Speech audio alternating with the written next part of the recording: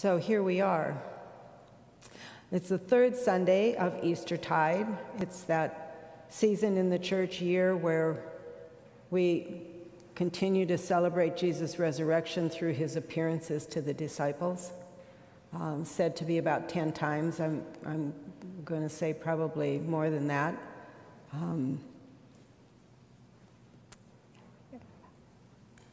And honestly, we celebrate Jesus' resurrection all year long. This just happens to be a season in the church year during those appearances before his ascension and the Pentecost that our attention is drawn to it repeatedly. He appeared to them to calm their fears. They were afraid that they might be next to be arrested. He wanted to reassure them that even though he was no longer with them physically, he would still be with them in spirit, and to guide them, and their mission that they had begun together had not changed.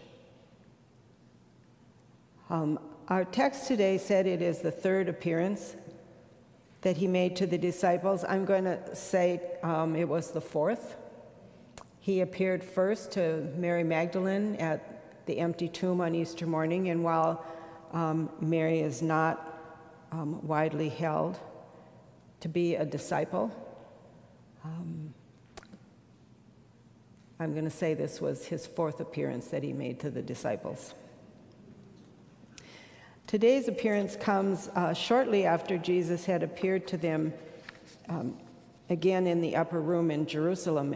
The text starts with, after these things. Well, these things that came before was when Jesus appeared twice over a week or so. The first time when Thomas was not there, and Thomas said, you remember, I'll believe when I can see the holes in his hands. And so Jesus returns to say, here you go, Thomas. You believe. Now that you've seen, blessed are those who have not seen and yet believe.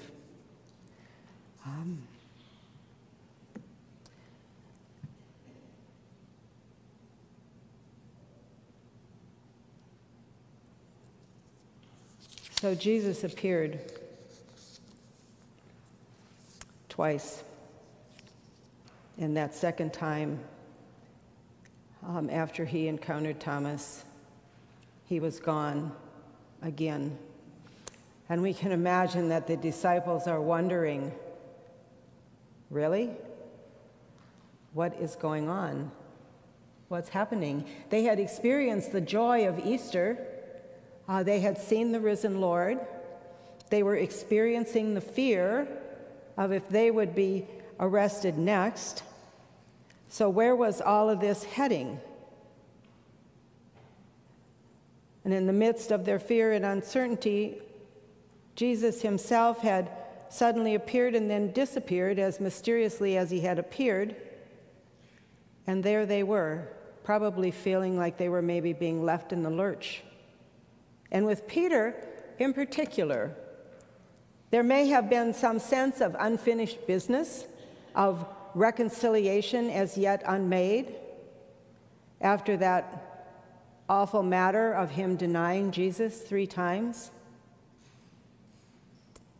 For 3 years, they had been Jesus' near constant companion, and now there was this gaping hole in their lives, and they were left wondering how to fill it and what to do. Really? Now, what are we supposed to do? We left everything to follow you, and here we are.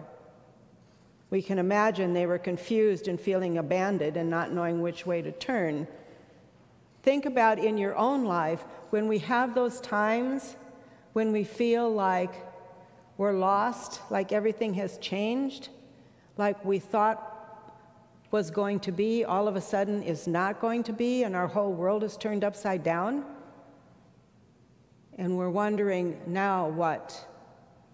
Now what do we do? Well, probably most of us, we turn to something that's familiar, that's comfortable, that feels safe. I said at the earlier service, I said Andrew quotes theologians and biblical scholars and poets, and I'm going to quote a song from a TV show. Remember that one? Sometimes you just want to go where everybody knows your name and they're always glad you came. And that's kind of where they were as they looked at each other. What do we do now? And Peter said, well, I'm going fishing. And the others said, well, we're going with you. And so they did. They went back to Galilee, a place that was familiar, a region that Peter was from.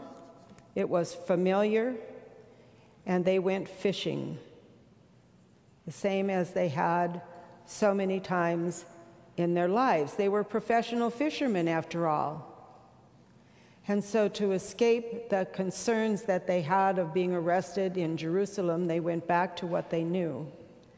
And they went fishing on that same lake where Jesus had called Peter and his brother Andrew to come to follow. A place that was comfortable for them. A place where this whole thing with Jesus began. And what a relief that must have been for them. Now this was familiar. And they were probably anxious to get out on that lake that they'd fished so many times. And they knew they would get their best catch during the night, and so out they went. And then we know that in the morning they came back with empty nets. And there stands this guy on the shore. No luck? No fish? We'll try again, and this time put the nets on the right side of the boat. The amazing thing to me is that the disciples didn't at this time know who Jesus was, but they just said basically, okay. And they went back out, and they put their nets on the right side of the boat. Maybe they were desperate for a catch. Maybe they had a desire for success at this fishing business that they had done their whole lives. Or perhaps they knew that there was something special about this guy on the shore. And as their nets are filled with large, abundant fish, one of the disciples looks back to the shore and exclaims, "It's Jesus," probably remembering those earlier miracles when Jesus turned the water into wine at the Canaan wedding. We are told it was very good wine, for those of you who are wine drinkers. And then there was that feeding the 5,000 from 5 loaves and 2 fishes, abundant miracles that they had witnessed. And as this disciple sees this abundant fish catching in, it's like his eyes were open. Who else could do that? And he said, "It's Jesus."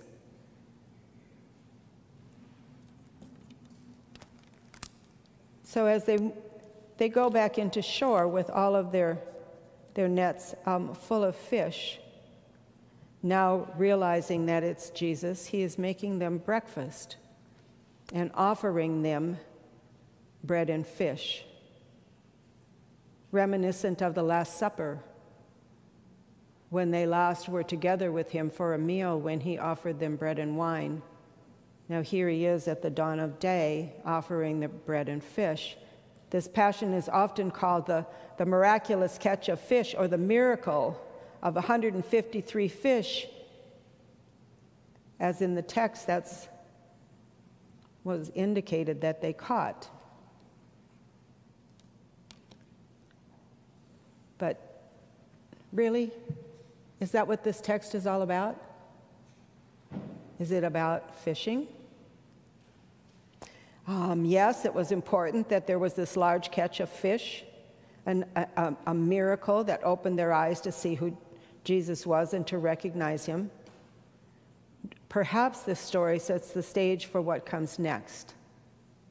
Jesus' eye-to-eye encounter with Peter for the first time since there was that unfortunate business of Peter denying Jesus 3 times, just as Jesus had predicted. Now, after the breakfast of bread and fish, the rest of the disciples seem to just fade into the background, and Jesus and Peter become the focus of our story.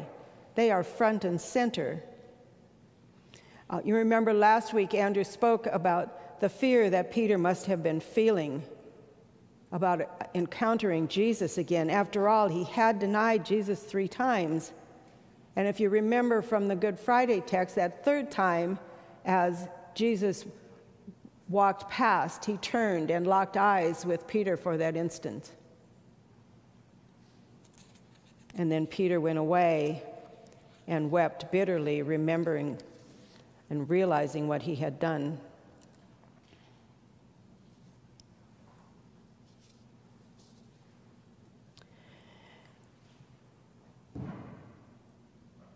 We've all been there, I think. I know I have.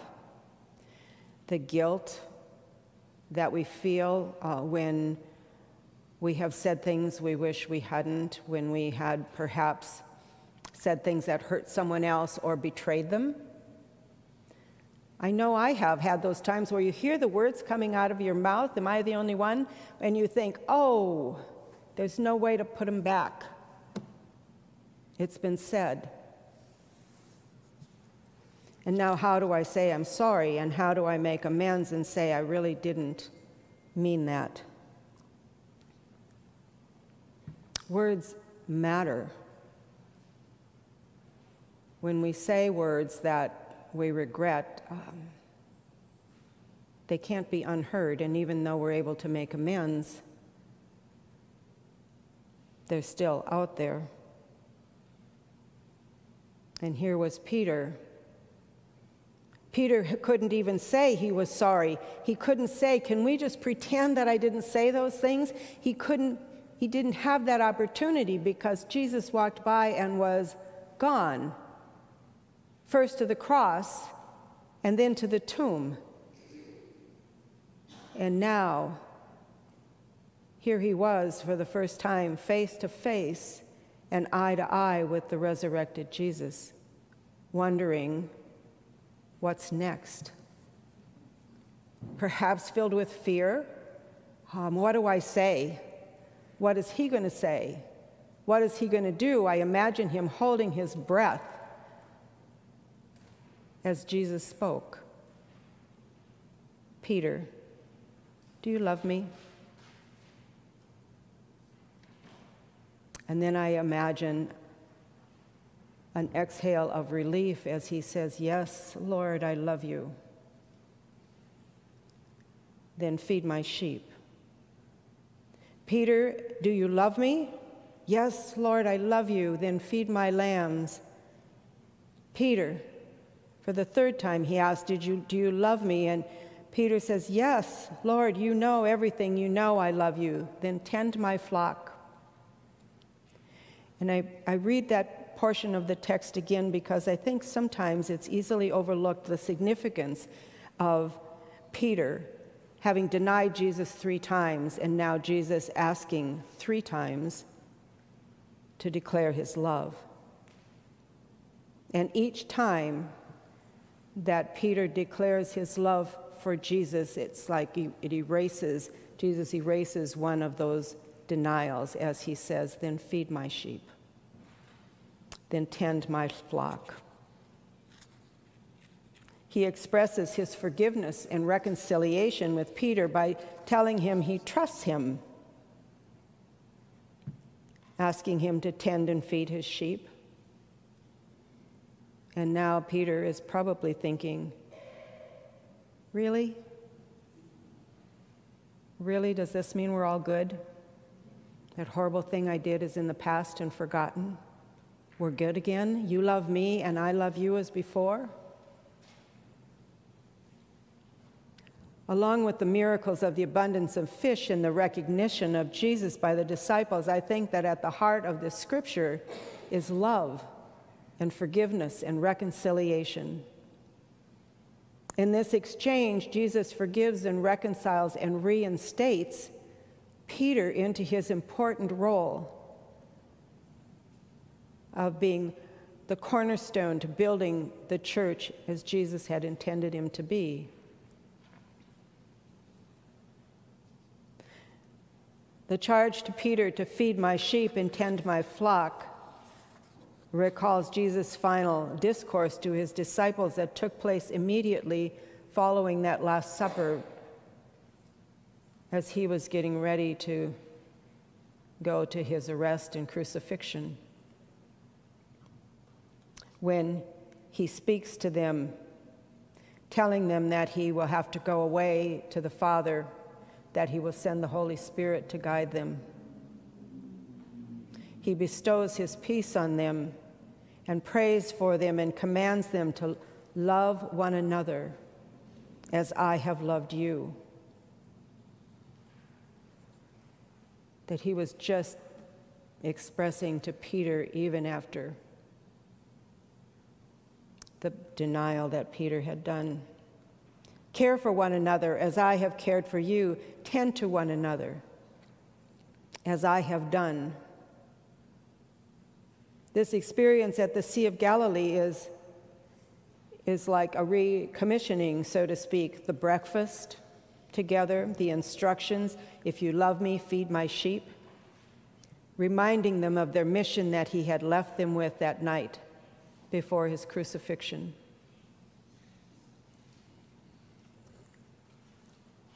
In a few minutes, we will come to this table to receive the gifts of God and Holy Communion. Not our table, not the church's table. It's the Lord's table. And we come for an act of fellowship and of unity, not unlike the gathering at the Last Supper with the disciples and that early morning breakfast on the lakeshore. It's true for each of us when we come to this table to receive the sacrament of Holy Communion. We are in fellowship with one another as we receive this meal together and in unity with God in Jesus Christ. It's an opportunity to remember, to recommit ourselves as Peter and the other disciples did, to further God's purpose and commandment to love one another and care for one another. A reminder that God is always with us, guiding us and giving us strength to face whatever crisis, whatever hardships, whatever life continually puts in front of us.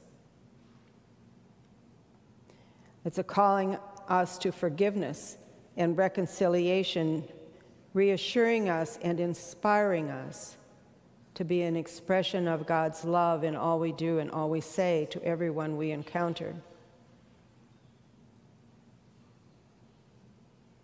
Feed my sheep.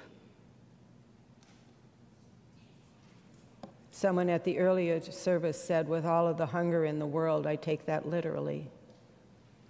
As well we should.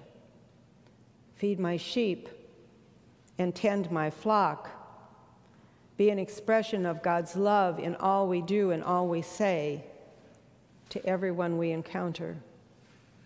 This table is an opportunity for us to renew our commitment to follow in the footsteps of Jesus Christ as we are refilled by the holy mystery of this meal. My friends, it's all that easy, and it's all that hard. Thanks be to God.